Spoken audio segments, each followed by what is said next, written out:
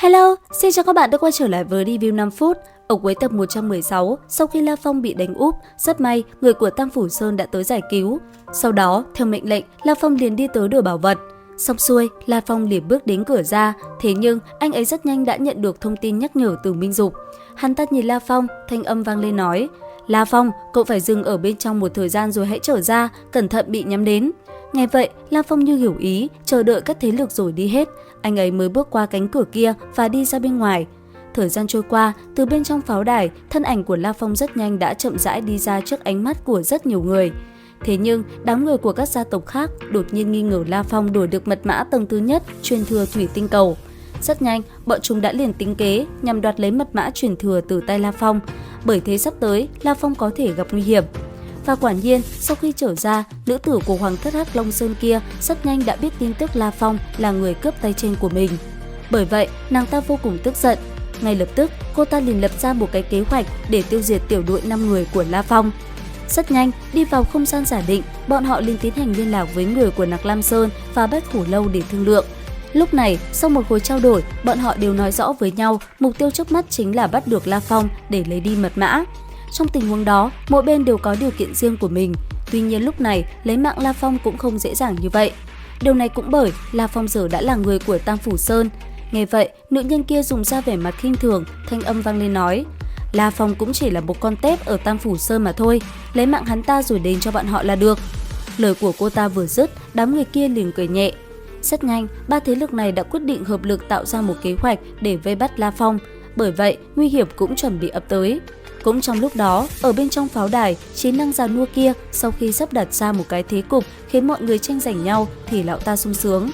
Ngay lập tức, lão ta liền tỏ ra khoái chí và cười lớn. Chẳng những vậy, lão còn châm ngòi cho cuộc chiến cháy to hơn.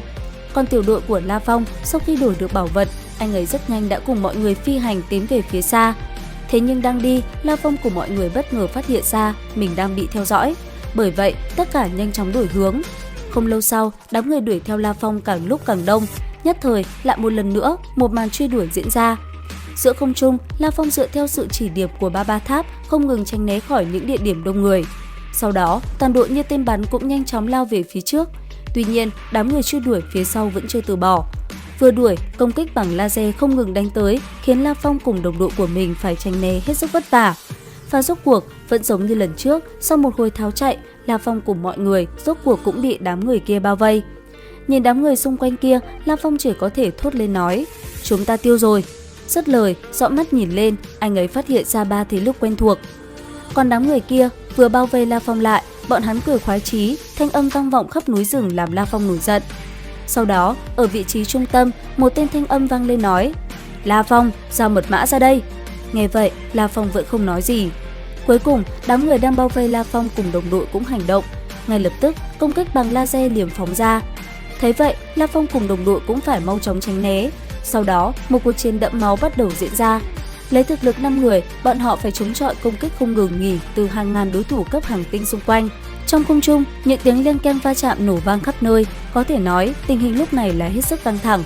Trước tràng cảnh đẫm máu, sắc mặt ai nấy đều tái nhợt, kèm theo đó là sự phẫn nộ đến cùng cực, những tiếng gầm không ngừng vang lên.